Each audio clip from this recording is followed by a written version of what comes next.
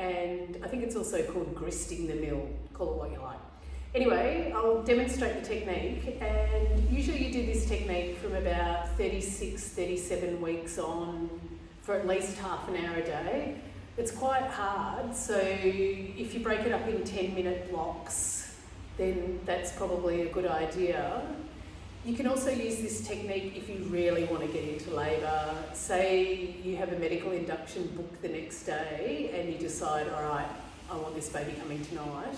Then what you do is start. Didn't you use it for 45 minutes to get I your did. son It took me 45 minutes of milling the grist to get into labour, and he was born 4 hours later.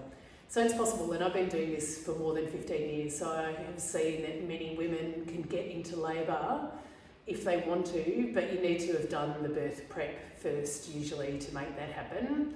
So I'll demonstrate and see how you go. So basically what you do is you sit on the floor with your legs apart, and they can be as wide or as close as you like.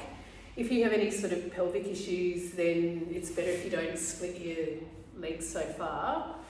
But ideally you'd be, wider than hip width.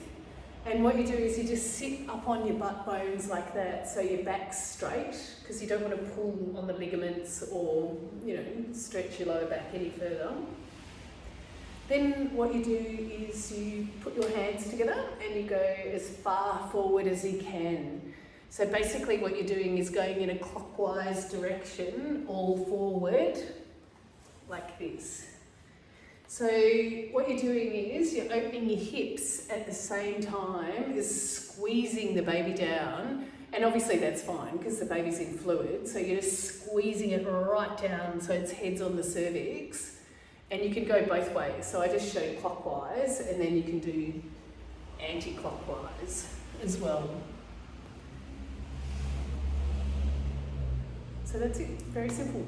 Excellent. Yep. And the other version of that, also just to work, is keep those soles of the feet together, and this is just a beautiful daily practice in those last few weeks of pregnancy as well, and also beautiful in early labour to help with that descent of the baby. So another way you can do that is hold on to the big toes, and then doing that same beautiful rounding, and again applying that pressure down onto the lower abdominals.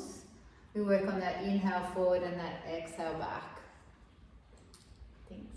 You can also do it on a fit ball too. I mean, it's better on a floor because you have more pressure, but if it's uncomfortable for any reason, then you can do that same, forward motion by sitting on a fit ball. So wedge your fit ball against a wall so you're not going to roll anywhere, and then mill away. Thank you.